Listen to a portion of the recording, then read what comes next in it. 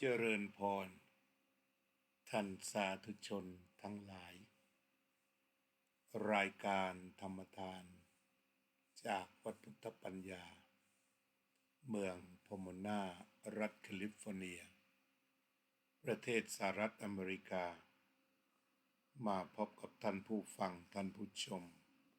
อีกวาระหนึ่ง รายการธรรมทานจากวัดพุทธปัญญา วันนี้เป็นวันที่29 สิงหาคม พุทธศักราช 2568 เนื่องจากได้ยกเลิกการใช้โปรแกรมการถ่ายทอดสดรายการธรรมทานมาเป็นโปรแกรมเก่าที่จะต้องทำงานอันละเอียดขึ้น ตอนนี้ก็ขอพี่น้องทั่วโลกได้รายงานผลการรับฟังมาด้วยว่าเสียงเป็นอย่างไรเพราะว่าโทรศัพท์ที่อาตมาวางทดสอบไว้ข้างหน้าถ้าเปิดเสียงก็จะได้ยินกระทบเข้าไปในจอด้วยหรือว่าถ้านำหูฟังก็รู้สึกว่าพูดไม่ค่อยสะดวก หูฟังแบบนักจัดรายการตอนนี้ก็สิ่งที่ขอกันอย่างหนึ่งก็คือขอเสียงว่าชัดเจนดีไหมขอให้พี่น้องทุกท่านได้ช่วยกันหน่อยเขียนกันเข้ามาว่าชัดไม่ชัดอย่างไร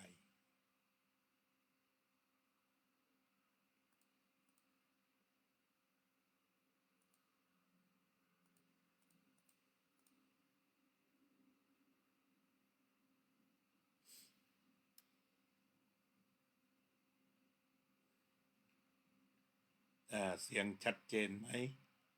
ขอความเห็นจากทางบ้านหน่อยได้ยินเสียงดีไหมเสียงชัดเจนดีไหม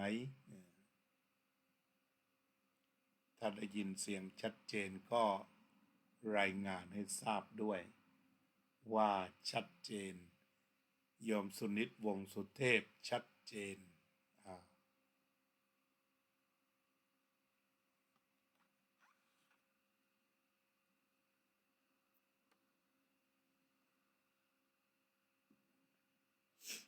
โยมสุนิตวงศ์สุเทพชัดเจน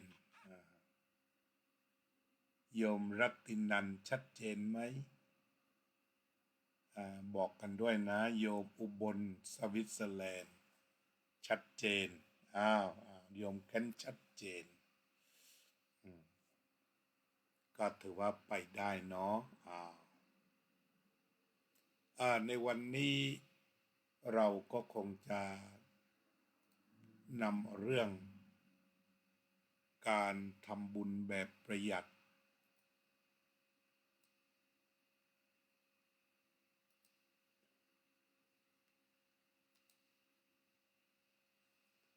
ที่ทางคณะสงฆ์อำเภอท่าแซะคณะสงฆ์จังหวัดชุมพรได้ร่วมกันบำเพ็ญบุญบำเพ็ญกุศลถวายแด่พระครูสุธรรมประกาศซึ่งอยู่ที่วัดเทพประดิษฐารามอำเภอท่าแซะจังหวัดชุมพรซึ่งการจัดงานนี้ก็เป็นต้นแบบหรือว่าเป็นตัวอย่างของการ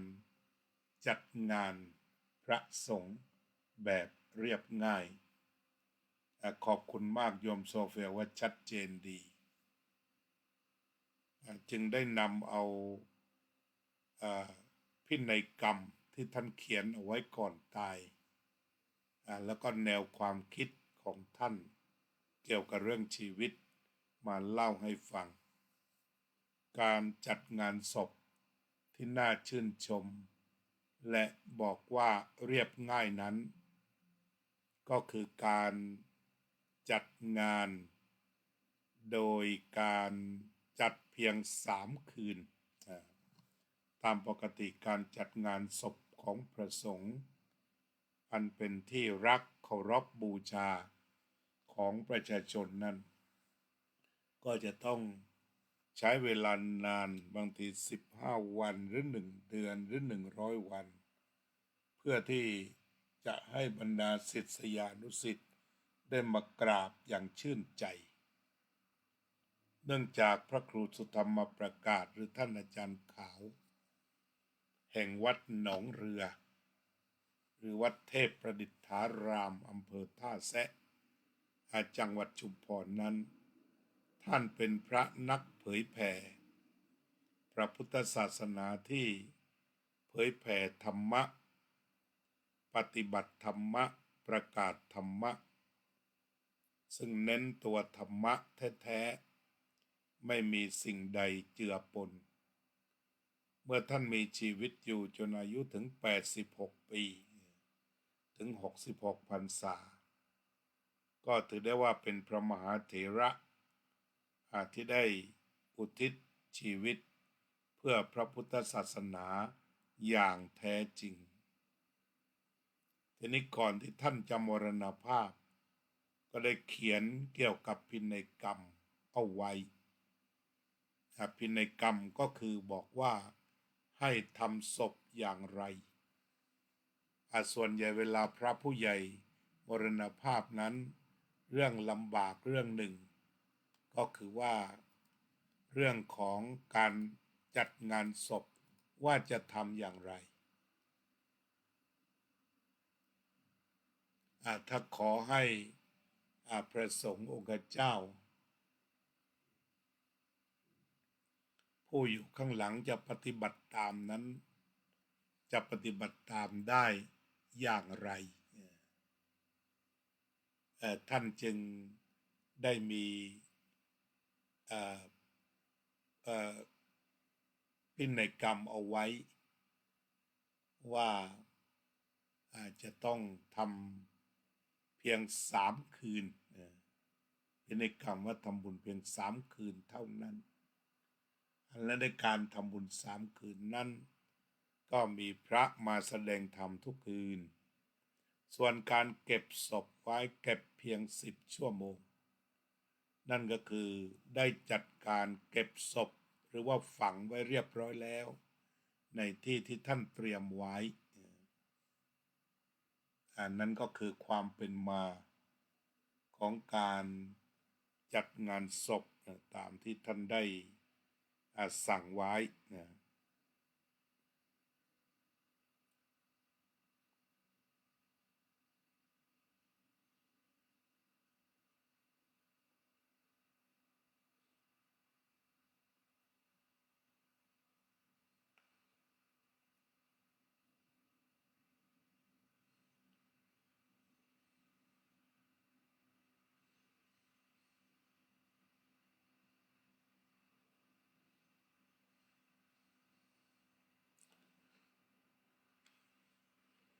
ทีนี้พินัยกรรมที่ท่านได้กล่าวเอาไว้ก็มีข้อความดังนี้รูปจะตายวันใดไม่ทราบได้แต่วันตายมีแน่แท้มีแน่แท้ไม่ลงคนอยู่หลังอย่าหวั่นไหวใจมั่นคงช่วยกันปลงศพฉันเสียทันใดหลังจากสิ้นลมปราณสถานแรกอย่าเชิญแขกหญิงชายเจ้านายใหญ่เพียงประกาศบอกกล่าวให้เข้าใจ ว่ารูปไม่ต้องการงานใหญ่โตอย่าจัดโน่นจัดนี่นั่นกันวุ่นวายขอเรียบง่ายทำไปไม่มากโขไม่ต้องอวดหรูหรานำมาโชว์ไม่ต้องโอว่าฉันสำคัญไงโปรดจัดตามคำร้องเถิดน้องพี่อย่าอวดมีจัดการเป็นงานใหญ่อย่าเสียเงินแรงงานการมากไป จงเข้าใจเจตนาข้าสั่งความ 1. รดน้ำศพนี้มิต้องทำจงฟังคำขอร้องไม่ต้องถาม 2. เปลี่ยนจีวรชุดเก่าเอาไม่งาม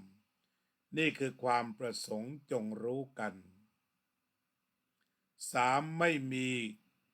ม่ฉีดยาศพเคารพด้วยตั้งใจช่วยสัตว์น้อยคอยกินฉัน 4. อย่าทะเลาะเบาะแว้งขัดแย้งกันรีบนำฉันลงโลงจะโล่งใจ 5. อย่าจัดการพิโทโน่นนี่นั่นอย่าแย่งกันว่าตนเป็นคนใหญ่ 6. ไม่ต้องมีพิธีสวดศพไงโปรดเข้าใจเจตนาข้าต้องการ 7. รีบฝังอย่างที่หมายใกล้บทน้อยให้เรียบร้อยไม่ฟังข้าฟังขาน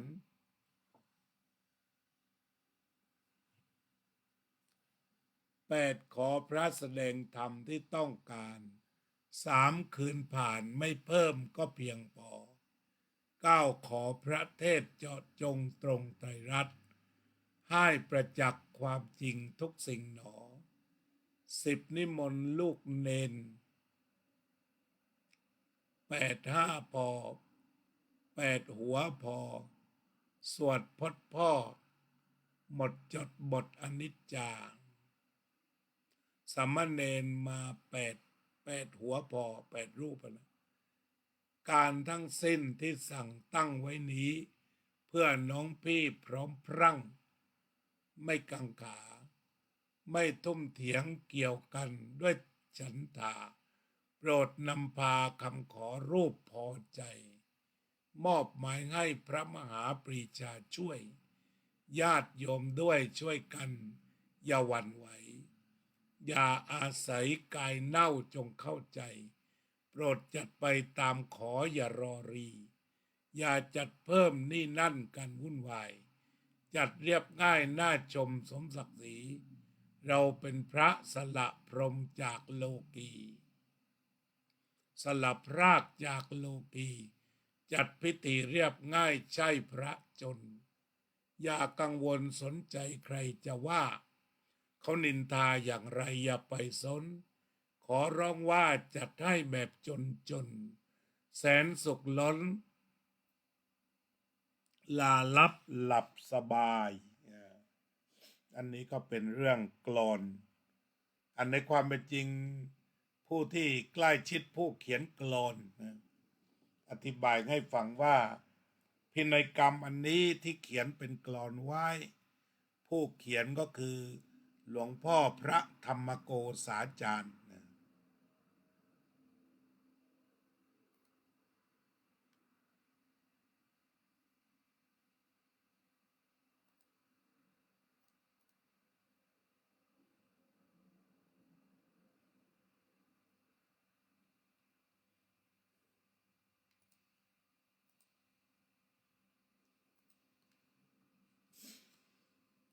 กลอนดังว่านั้นหลวงพ่อพระธรรมโกษาจารย์เจ้าอาวาสวัดขันเงินพระอารามหลวงอดีตเจ้าคณะจังหวัดชุมพรแล้วก็ปัจจุบันนี้ก็เป็นที่ปรึกษาภาค16ท่านก็ได้เขียนเอาไว้เป็นกลอนทั้งหมดนี่แหละได้ทราบอย่างนั้นจากผู้ประสานงานและต่อจากนั้นท่านพระครูสุธรรมประกาศได้ทราบพระครูสุธรรมประกาศท่านได้มาอ่านพอได้มาอ่านก็เลยพอใจก็พาไปไม่ต้องเขียนอะไรมากลงนาม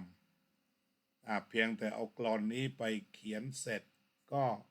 ลงนามเลยเรียกว่าพร้อมที่จะทำงานพร้อมที่จะใช้งานนี่ก็คือความเป็นมาของการจัดงานศพเรียบง่ายของพระครูสุธรรมประกาศเป็นผู้ประกาศธรรมอย่างแท้จริงหรือที่รู้จักกันแถวท่าแซะหรือจังหวัดชุมพรว่าอาจารย์ขาว ผู้ที่ปฏิบัติธรรมจริงๆมีระเบียบมีวินัย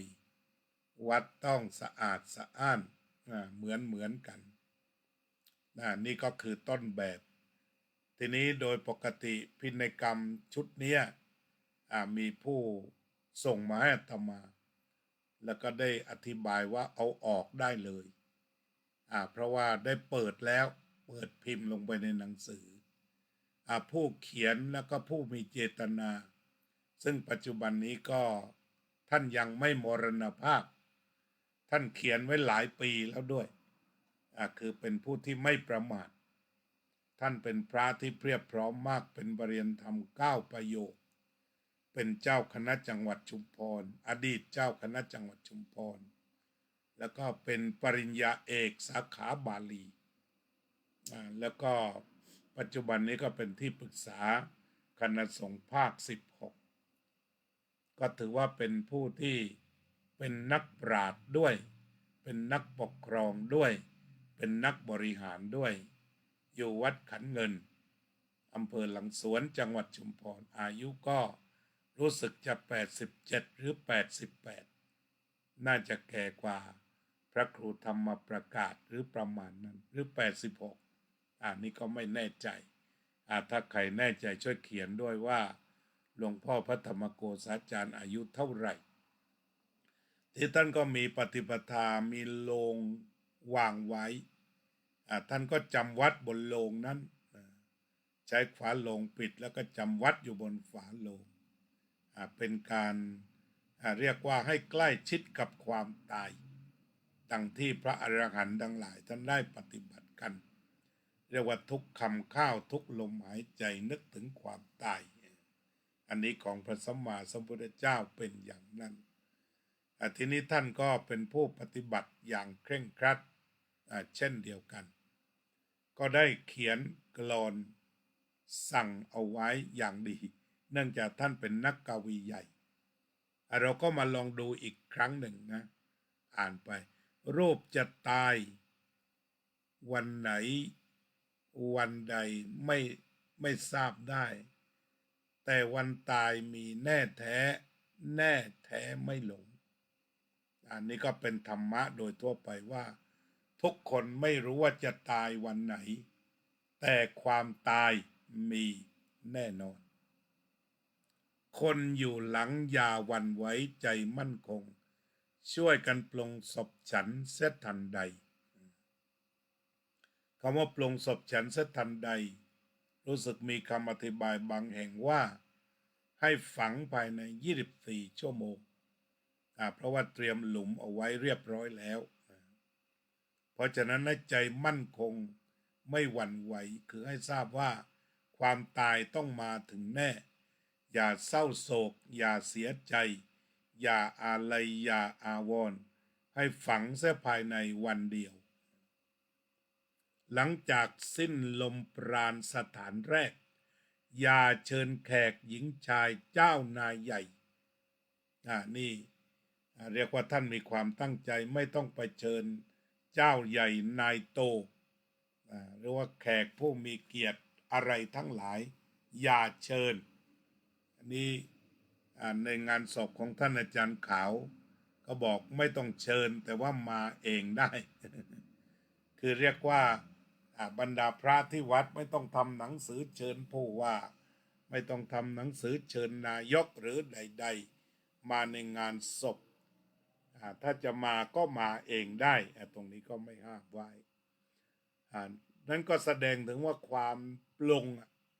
ลงเด็ดขาดเรียกว่าตายแล้วก็จบกันไม่ต้องหายศหาศักดิ์อะไรมาประดับศพอีกต่อไปไม่ต้องมีเจ้าใหญ่นายโตมาเป็นเกียรติกับศพอีกต่อไปนี่เรียกว่าท่านบวชมานานเฉียบขาดเพียงประกาศบอกกล่าวให้เข้าใจว่ารูปไม่ต้องการงานใหญ่โตเนี่ยท่านไม่ต้องการที่จะให้จัดงานศพใหญ่โต อย่าจัดโน่นนี่นั่นกันวุ่นวายขอเรียบง่ายทำไปไม่มากขอไม่ต้องอวดหรูหรานำมาโชว์ ไม่ต้องโอว่าฉันสำคัญไงอันนี้หมายความว่าท่านตายแล้วก็จบให้เป็นอนัตตาไปเลยไม่มีอัตตานอนเพิ่มตัวตนอีกตายแล้วไปเลยตายแล้วก็หมดกันไม่ต้องจัดนิทรรศการที่สำคัญไม่ต้องทำหนังสือกล่าวถึงด้วยการสรรเสริญเยินยออะไรกันให้วุ่นวายเพราะว่าไม่ต้องการโอว่าฉันสำคัญไงคือไม่ต้องคุยโม้โอ้อวดอะไรอีกไม่ต้องอวดหรูหรานำมาโชว์ไม่ต้องโอว่าฉันสำคัญไงโปรดจัดตามคำขอร้องเถิดน้องพี่อย่าอวดมีจัดการเป็นงานใหญ่คืออย่าอวดว่าลูกศิษย์ของท่านเนี่ยร่ำรวยหรือเงินวัดเยอะนะอย่าไม่ต้องจัดใหญ่โตอย่าเสียเงินเสียงานการมากไปจงเข้าใจเจตนาฆ่าสั่งความอันนี้ก็คือสิ่งที่หลวงพ่อพระธรรมโกษาจารย์ซึ่งปัจจุบันมีชีวิตอยู่ไปกราบได้ที่วัดขันเงินไปกราบถามคุยได้อันนี้ก็เผยแพร่นะไม่ได้เป็นพินัยกรรมลับแต่ประการใดคือว่าไม่ต้องการเจ้าใหญ่นายโตมางานไม่ต้องการจัดโน่นจัดนี่จัดนั่นไม่ต้องมีดอกไม้ไม่ต้องผูกผ้าอะไรกันทั้งนั้น24 ชั่วโมงหรือ48 ชั่วโมงก็ฝังให้เรียบร้อยจบคือถ้าทำสั้นมันก็จบเร็วมันก็แสดงถึงความประหยัดไม่ต้องโดยเฉพาะในงานศพไอ้เครื่องประดับต่างๆหรือว่าดอกไม้ดอกไม้เนี่ยมันก็ต้องจ่ายเยอะจ่ายราคาเยอะเหมือนกันเริ่มต้นเลยนะ1รดน้ำศพนี่มิต้องทำจงฟังคำขอร้องไม่ต้องถามจงฟังคำขอร้องไม่ต้องถามนั่นก็หมายความว่าไม่ต้องรดน้ำศพไม่ต้องนำน้ำส่งน้ำศพเพราะฉะนั้นการที่จะต้องรอ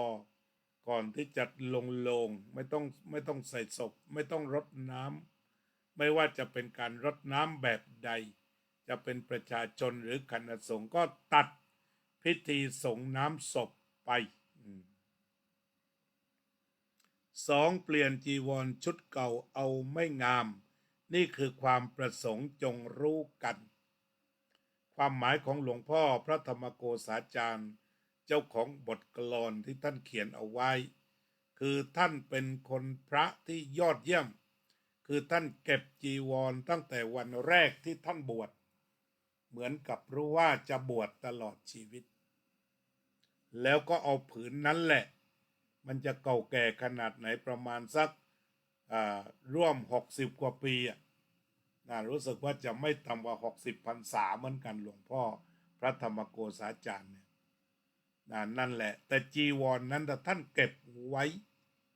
ของอาตมานี่หายไปนานแล้วจีวรวันแรกบวชนี่ถือว่าเก็บดีมากนี่คือความประสงค์จงรู้กันไม่ต้องเอาจีวรแพรมาจีวรสุดยอดมาเอาจีวรที่เก่าสุดนั่นคือที่ห่มวันแรกบวช3ไม่ฉีดยาศพเคารพด้วยตั้งใจช่วยสัตว์น้อยคอยกินฉันนี่ท่านก็มีเจตนาที่จะให้สัตว์กินหมายความว่าบรรดาพวกเชื้อโรคหรืออะไรต่างๆจะเป็นหนอนจะเป็นอะไรเนี่ยก็จะได้กินได้สะดวกถ้าว่าเกิดฉีดยาแล้วหนอนพวกนี้ก็จะตายหมดเพราะฉะนั้นช่วงที่ท่านอยู่พวกหนอนพวกนี้ก็สามารถกินได้อย่างสบาย4อย่าทะเลาะบอกแว้งขัดแย้งกันรีบนำฉันลงโลงจะโล่งใจอันนี้ท่านมีโลงวางอยู่แล้วตายปุ๊บก็เอาจีวรวันที่ท่านบวชซึ่งอาจจะเตรียมไว้แล้วก็ได้มาห่มก็ใส่โลงไปเลยไม่ต้องมีการประชุมกันแบบทั้ง นานๆเพื่อจะมีนั้นมีนี้นะไม่ต้องง่ายมากง่ายมากหากหอกไม่ต้องทำพิธีศพไงโปรดเข้าใจเจตนาข้าต้องการก็คือไม่ต้องทำงานศพไม่ต้องทำงานศพ7รีบฝังอย่างที่หมายใกล้โบสถ์น้อยให้เรียบร้อยไม่ช้าฟังว่าขานคือสถานที่ฝังของท่านอยู่ระหว่างโบสถ์น้อยกับโบสถ์ปัจจุบันของวัดขันเงินนะโบสถ์น้อยนี่อายุประมาณ300กว่าปีหรือจากยุคอยุธยาท่านรักมากสมัยก่อนท่านก็มาอยู่วัดขันเงินตั้งแต่ปี2508ลองนึกดูมาเรียนบาลี8ปีได้9ประโยคแล้วก็เป็นครูบาลีที่สอนนักเรียนบาลี9ประโยคเดินชนกันเลยท่านพูดอย่างนั้นมีเยอะเลยทีเดียวมีสามเณรปรริญญา9อีกหลายรูปคำสั่งข้อที่8ขอพระแสดงธรรมที่ต้องการ3คืนผ่านไม่เพิ่มก็เพียงพอนั่นก็คือรูปแบบก็ฝังเรียบร้อยฉะนั้นการใช้ดอกไม้จำนวนเป็นแสนมาประดับหน้าโลงก็ไม่ต้องเอาไฟฟ้าแวบวับแวบวับอะไรเนี่ยมันประหยัดไปหมดประหยัดไฟประหยัดดอกไม้ประหยัดอุปกรณ์ประดับทั้งหลายทั้งปวงประหยัดจริงๆ9ขอพระเทศเจาะจงตรงใจลักษณ์ให้ประจักษ์ความจริงทุกสิ่งหนอทุกคืนให้แสดงธรรมเรื่องไตรรัตน์ไตรลักษณ์คืออนิจจังทุกขังอนัตตาไม่ไปทำอย่างอื่นแสดงอยู่แค่นี้นะอนิจจังทุกขังอนัตตา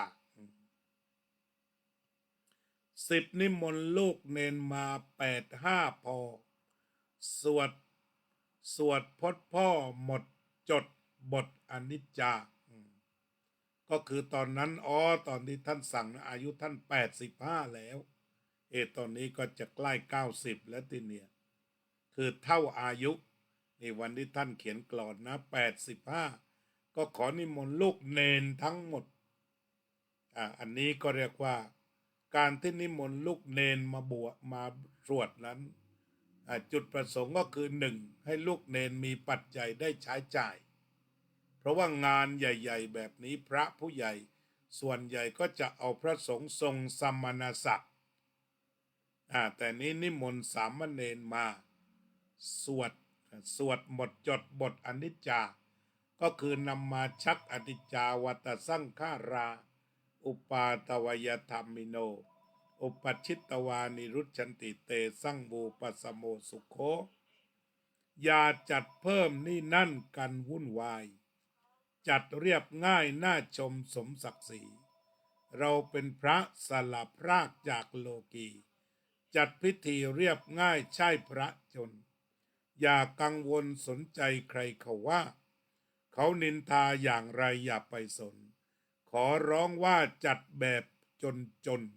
แสนสุขล้นลาลับหลับสบายอันนี้ก็คือพระครูสุธรรมประกาศท่านก็นำมาลงนามเลยคือหมายความว่าไปกราบหลวงพ่อเสร็จก็มาขอกลอนนี้หลวงพ่อก็อนุญาตแล้วก็ลงนามเอามาปฏิบัติตรงนี้ก็เป็นอัศจรรย์เหมือนรู้สึกว่าท่านจะตายก่อนทำประหนึ่งว่าท่านจะรู้ว่าท่านต้องตายก่อนหลวงพ่ออันนี้หลวงพ่อเจ้าของกลอนเธอคิดว่าน่าจะตายก่อนอัศจรรย์มากเนี่ยหลวงพ่อพระครูธรรมประกาศสุธรรมประกาศท่านคิดว่าท่านอาจจะตายก่อนฉะนั้นก็เลยไปขอกลอนแล้วก็ลงนามอย่างเดียวทุกอย่างก็จะต้องทำตามนั้นนี่ก็คือคุยถึงว่าที่มาของการจัดงานศพเรียบง่ายแล้วก็ผู้ที่รับคำกลอนนี้ไปนำไปปฏิบัติอย่างดีองค์ประกอบของการจัดงานศพเรียบง่ายได้ก็คือว่าผู้นั้นจะต้องมีพินัยกรรมไว้ชัดเป๊ะ ฉันตายแล้วไม่ต้องประชุมทะเลาะกันเรื่องการทำงานนำลงโลงไปเลยเพราะว่าบางทีก่อนจะทำศพพระแบบใหญ่ๆใช้เวลายาวนานมันต้องมีแผนโดยเพราะเงินที่จะต้องจ่ายมหาศาลอย่างหนีไม่พ้นถึงแม้ว่าจะได้รับบริจาคเพราะฉะนั้นถ้าเราจัดงานนานๆไปงานไหนก็จะเห็นตู้บริจาควางไว้เยอะทีเดียวไม่ต่ำกว่า4-5 ตู้ตู้นี้เพื่อทุนนั้นตู้นี้เพื่อทุนนั้นตู้นี้เพื่อทุนนั้นแต่ถ้าว่าตามพินัยกรรมกล่าวนั่นคือนำใส่โลงแล้วก็ฝังอย่างของพระครูสุธรรมประกาศนำไปฝังภายใน10 ชั่วโมงก็ได้มีการฝังไว้เรียบร้อยแล้ว10 ชั่วโมงก็เรียกว่าจบเรื่องจัดหน้าศพเรื่องไฟกระพริบเรื่องดอกไม้เรื่องที่จะต้องมาฉีดน้ำที่ดอกไม้ต่างๆจบเลยนอกจากนี้พอฝังเสร็จแล้วพวงหรีดซึ่งท่านเจ้าภาพก็จะต้องซื้อมาไว้อาลัยต่างๆก็ประหยัดไปอีกคือมันประหยัดทั้งวัดประหยัดทั้งประชาชนประหยัดทั้งแขกที่มาถ้าใครมีศรัทธาก็ไปกราบบนหลุมที่ฝังไว้เรียบร้อยหรือว่าระลึกถึงธรรมะของท่านปฏิบัติธรรมให้ถูกต้องนี่ซึ่งเราหายากเนี่ยอาตมาก็นำมาจัดนำมาคุยเป็นวันที่2เพราะมันเป็นเรื่องที่หาได้ยากเป็นเรื่องที่หาได้ยากหาตัวอย่างยากมันเป็นเพียงความฝันทีนี้นานๆจะมีสักครั้งหนึ่งแล้วก็ขอกราบอาราธนานะว่าถ้าพระภิกษุรูปใดมีความเห็นชอบจะช่วยกันประกาศแนวทางนี้หรือว่าเวลาที่มีคณะสงฆ์ผู้ใดมรณภาพลงไปเพื่อเป็นการประหยัดแล้วก็ได้บุญแท้ขอพวกเราวัวไม่ต้องตายควายไม่ต้องตายกุ้งหอยปลูปลาไม่ต้องตายเรียกว่าท่านไปดีมาสวดแต่กลางคืนเท่านั้นไม่ต้องล้มวัวล้มควายหากุ้งหอยปูปลามาเลี้ยงอาหารคนที่มางานนี่เรียกว่ามันบริสุทธิ์และมันได้บุญแล้วก็เรื่องราวเหล่านี้มีจริงพระแบบนี้มีจริงอยากจะให้ละความสนใจจากท่านอลงกฎหรือใครต่อใครที่ดูแล้วก็เศร้าหมองเครียดมาหาพระที่ว่าบวชจริงเรียนจริงปฏิบัติจริงสงบร่มเย็นจริงสอนจริงนำคนถูกทางจริงเมื่อตายไปแล้วก็ยังสอนธรรมะให้จริงว่าเมื่อชีวิตละไปแล้วไม่มีอะไรไม่จำเป็นจะต้องเชิญคนใหญ่คนโตมาเป็นประธานทุกคืนไม่จำเป็นจะต้องเอาเก้าอี้หลุยสวยๆมาต้อนรับพระภิกษุสามเณรก็เรียกว่าต้องจัดงานเหล่านี้กันอย่างหนักระดมกันอย่างหนักเอาของสวยของงามมาประดับประดาอันนั้นก็คือถ้าจัดไปตามกิเลสตามที่เคยทำกันมาแต่ถ้าว่าเรียบง่ายก็นั่นแหละพอฝัง48 ชั่วโมงที่เหลือก็จบท่านอาจารย์พระธรรมโกษาจารย์ท่านละเอียดเหตุผลที่ไม่ฉีดศพก็คือเพื่อให้หนอนกินได้สบายอันนี้มีเจตนารมณ์ที่ชัดเจนเหตุผลที่ไม่ฉีดศพก็เพื่อที่จะให้หนอนนั้นได้กินร่างของท่านสบายแล้วก็หลายคนก็บอกว่าก็จะได้เป็นปุ๋ยต่อไปอันนี้เป็นเจตนาที่สำคัญพระครูสุธรรมประกาศท่านมีศรัทธาหรือว่าหลวงพ่อขาวหนองเรือมีศรัทธาในปฏิปทาของหลวงพ่อพระธรรมโกษาจารย์ที่เตรียมตัวตายหลวงพ่อท่านก็บางคราวก็ป่วยหนักอยู่ในแต่ละครั้งแต่ด้วยจิตใจที่ไม่กลัวมันพ้นความกลัวพอพ้นความกลัวนี่กายมันก็รับรู้มันก็จัดระบบให้อีกวันนี้ไม่กลัวนี่ ผมไม่กลัวอย่างหนึ่งหลวงพ่อท่านก็ระวัง อายุเกือบจะ90น้ำตาลก็ไม่มีอันนี้ก็ที่ว่ามันมีเหตุปัจจัยที่อายุยืนนะท่านมีเหตุปัจจัยมีอาหารท่านออกไปบิณฑบาตแต่ปัจจุบันนี้แต่ต้องใช้รถกอล์ฟไปส่งหน่อยแต่ว่าจิตใจสดชื่นเบิกบานเจอประชาชนที่คอยใส่บาตรคอยทักทายปราศัยอันนี้ก็คือพระคู่บ้านคู่เมืองคู่บ้านคู่เมืองแล้วท่านก็เนี่ยออกพินัยกรรมมาสอนคนเนี่ยอาตมาเลยนำมาแสดงลูกศิษย์เขาบอกว่าพูดได้เรื่องนี้ถึงไม่ตายก็พูดได้เพราะมันเป็นเรื่องธรรมะฉะนั้นฉันมีข้อหนึ่งบอกว่าไม่ต้องเชิญเจ้านายใหญ่โตคือบางคราวเราจะต้องไม่สามารถจะเผาศพหรือฝังศพหรือปิดศพได้ไวเพราะรอผู้หลักผู้ใหญ่ของบ้านของเมืองรอการทำศพแบบสมเกียรติเพราะนั้นเราจะต้องรอเวลาจะต้องทำอะไรจำนวนมากมายจะต้องเชิญล่วงหน้าไปเท่านั้นเท่านี้แต่ของท่านเนี่ยหมายความว่าไม่ต้องนำเจ้าใหญ่นายโตมาก็จัดการไปเลย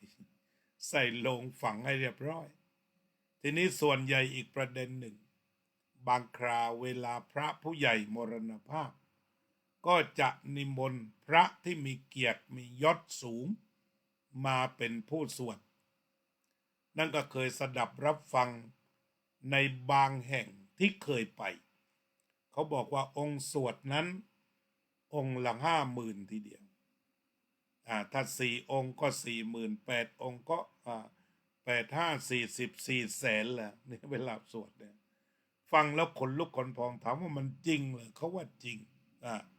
อันเนี้ยตัวไม่ประหยัดอยู่ตรงนี้ แต่อาจารย์ชี้กันไว้เลยว่านิมนต์สามเณรมาชักบังสกุลพออันนั้นก็คือเป็นการประหยัดโดยตรงเป็นการประหยัดโดยตรง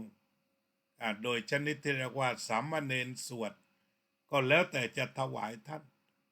แต่ถ้าพูดโดยทั่วไปค่านิยมทางโลก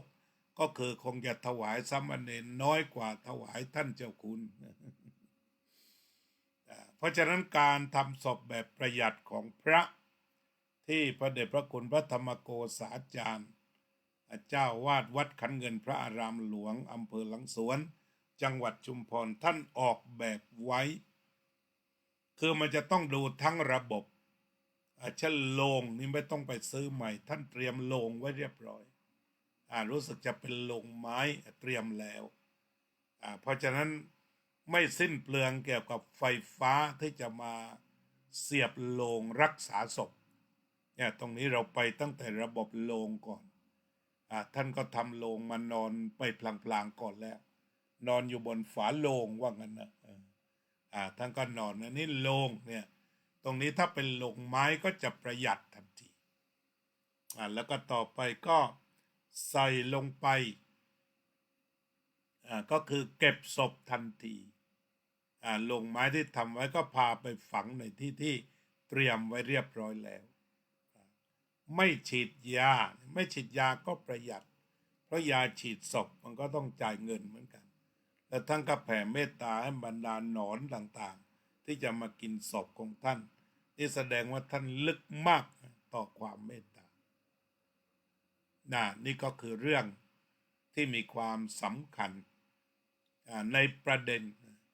แล้วก็ประการที่สี่ฉันว่าการที่ไม่ต้องเชิญคนใหญ่คนโตคำว่าคนใหญ่คนโตเบื้องต้นจะต้องหาโซฟาดีๆและถ้ารองไปต้องหาเก้าอี้หลุยวัดไหนมีอยู่บ้างเก้าอี้หลุยจะต้องไปขนกันมาเพราะผู้ใหญ่มาจะปูเสื่อธรรมดาบนศาลาก็ไม่ได้ต้องหาพรมแดงซึ่งสิ่งเหล่านี้ขยับตัวปั๊บจะไปยืมวัดไหนก็ใช้รถทั้งนั้นบางทีลูกศิษย์ใจถึงงั้นซื้อเลยเนี่ยอุปกรณ์เหล่านี้ก็ไปแล้วหลายแสนเหมือนกันแต่ถ้าว่าฝังเลยจบ ฝังเลยในจบแล้วก็การทำบุญ3 คืนแล้วก็กำกับไปด้วย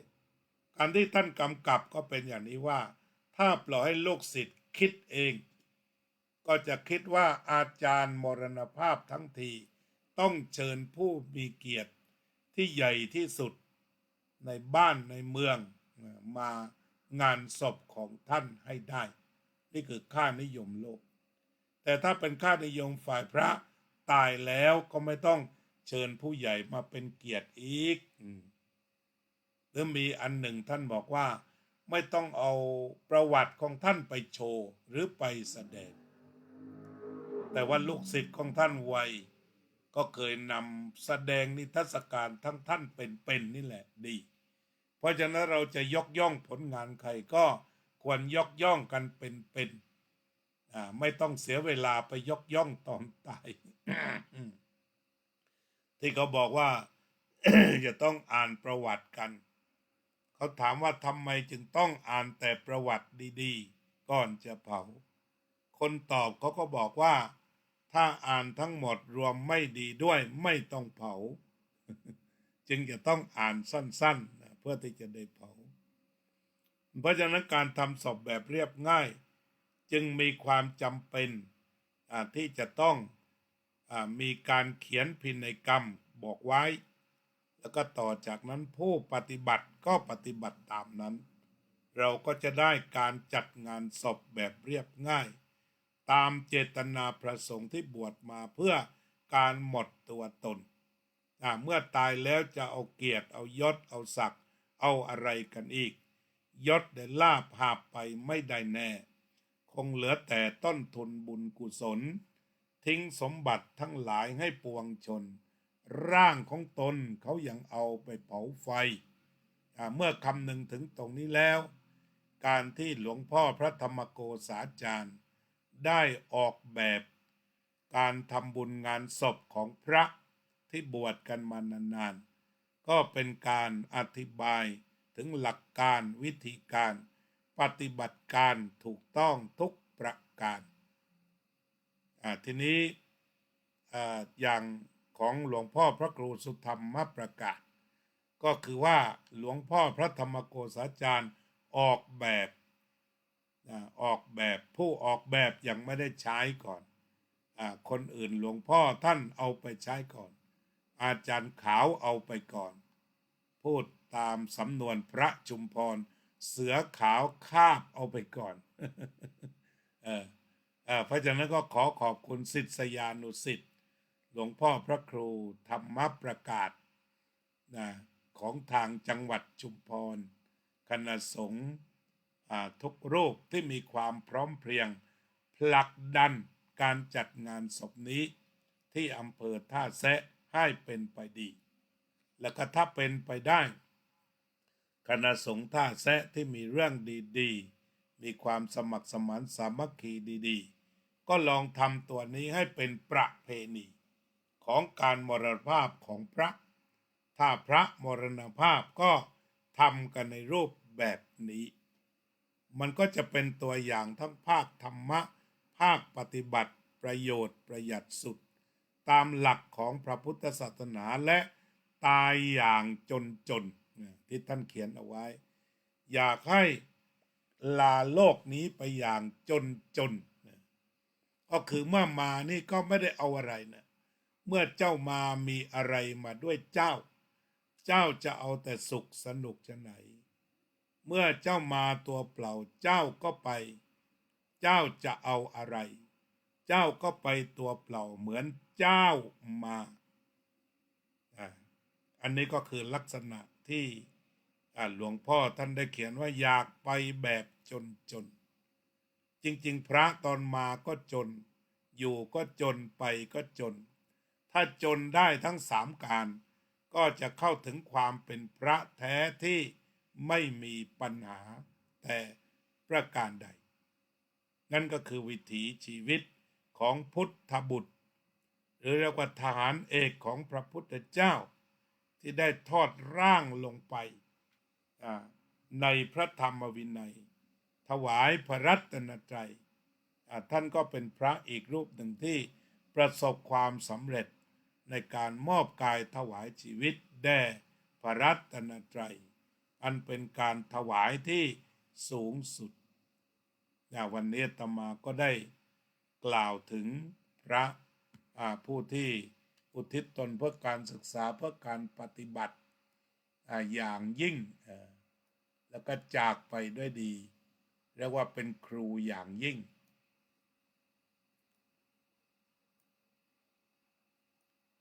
แต่อาตมาได้ใช้โปรแกรมใหม่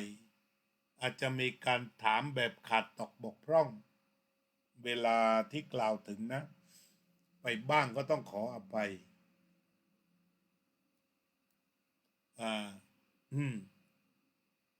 เจริญพรคุณโยมประพันธ์วงพาณิชย์คุณโยมนพรัตน์บุญกอบคุณรัตตินันท์ชวรโรธโยมสุนิตวงสุเทพโยมอุบลอินทวงศ์โยมเค้นธนาโยมโจ้ยินดีผลเจริญโยมนพรัตน์บุญกอบวัดสันขยอมถวายความเคารพในธรรมครับท่านอาจารย์โยมโซเฟียชัดเจนพระสาธิตธีรปัญโยสวัสดีครับขอบคุณมากครับโยมทิพย์โยมนิคมขอบคุณเจริญพรโยมตุกรัชดาพรโยมน้อยพรหมประเสริฐโยมจิรารัตน์เกียรติสันติกุลโยมพยาวเจนพนัทโยมกัลยาว่องทิพย์คงคาโยมประสิทธิชัยครุฑกาดโยมบัวผันโฮลโยมเอฟภาคพิเศษโยมบัวผันโฮลโยมภัยจิตบุญร่วมคุณอภิรัตน์จันธรรมโยมทิติมามาร์เทลโยมภัยจิตบอกว่าอาจารย์ครับทำไงงานศพต้องเลี้ยงอาหารหวานข่าวกระผมไม่นิยมเลยครับแล้วแต่เจ้าภาพเขาแหละแต่ตอนนี้หน้าที่ของพระอาจารย์ก็คือว่านำเรื่องดีๆมากล่าวเท่านั้นคือหมายก็ว่ามันมีตัวอย่างที่ดีก็มาบอกกันมีเรื่องที่คุยกันเกี่ยวกับเรื่องนี้ก็มาบอกกันเพราะว่าเรื่องแบบนี้มันมีประโยชน์ที่สุดในท่ามกลางเศรษฐกิจเป็นแบบนี้ศาสนาอยู่ในระหว่างการท้าทายแบบนี้ถ้าเราได้มีเรื่องดีๆที่ไปถึงชีวิตโดยตรงเช่นการทำงานศพแทนที่จะจ่ายสัก200,000แต่จ่ายเพียง20,000 บาทอย่างเงี้ยอันนี้ก็เป็นเรื่องที่มันเป็นผลโดยตรงต่อพุทธบริษัทคือปฏิบัติแล้วได้ประโยชน์เลยต่อไปนี้ก็ขอเชิญมาเจริญสมาธิภาวนาร่วมกัน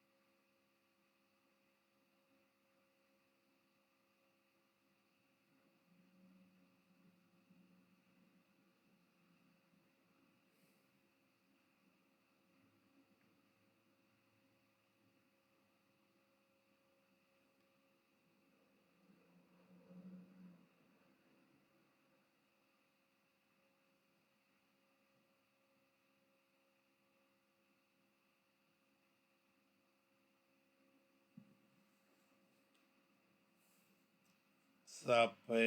สัตตาสัตว์ทั้งหลายที่เป็นเพื่อนทุกข์เกิดแก่เจ็บตายด้วยกันทั้งหมดทั้งสิ้นอเวราโหนตุจงเป็นสุขเถิดอย่าได้มีเวรแก่กันและกันเลยอัพพยาปัชชาโหนตุ จงเป็นสุขเถิดอย่าได้พยาบาทเบียดเบียนซึ่งกันและกันเลยอานิคาโอนตุจงเป็นสุขเถิดอย่าได้มีความทุกข์กายทุกข์ใจเลยสุขีอัตตานังปริหารันตุ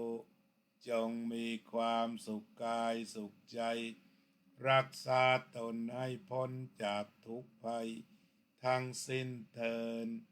อภิวาทนาสีลิสะนิจจังวุธาปัจจายโนจัตตารโอธัมมาวัฏฏันติอายุวันโนสุขังพลัง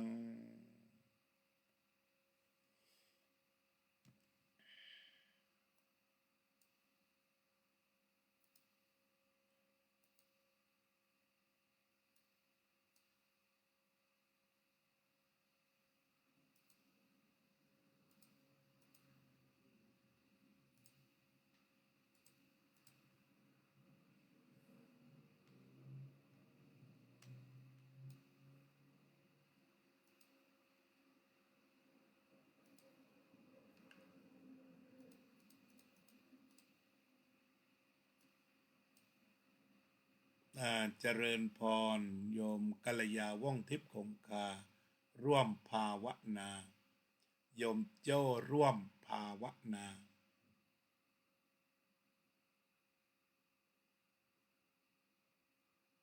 โยมนพรัตน์ร่วมภาวนาโยมน้อยร่วมภาวนา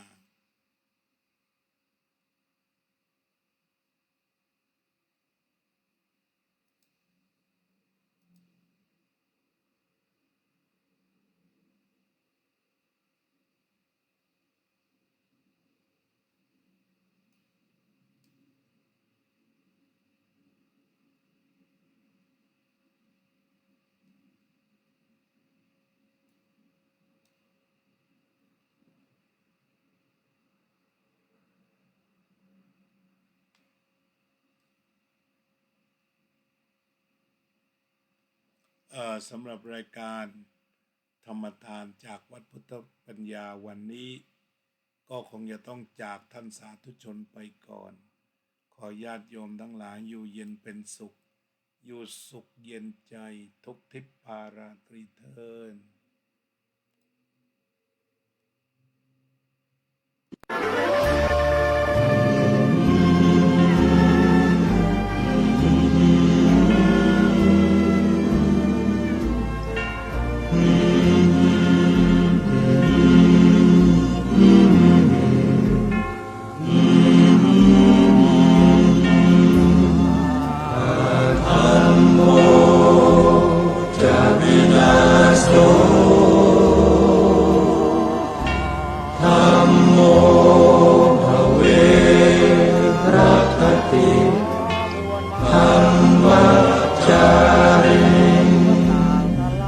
พุทธอ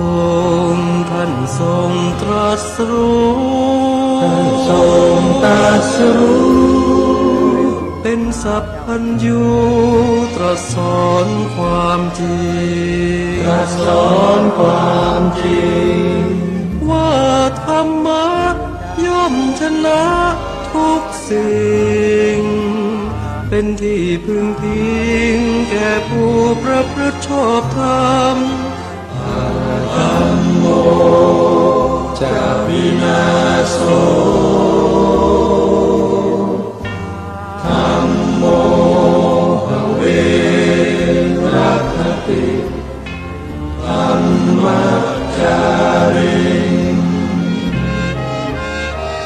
อำนาจใดๆก็ตามย่อมถึงความพินาศถ้าขาดธรรมะประจำไม่มีใครอยู่คำฟ้าเราต่างเกิดมาใช้กันจงอยู่ในศีลในธรรมคิดทำแต่กรรมที่ดี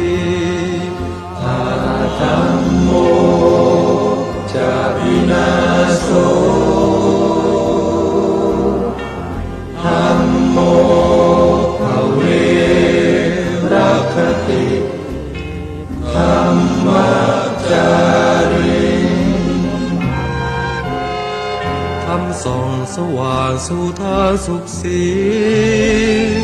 คำจุนโลกนี้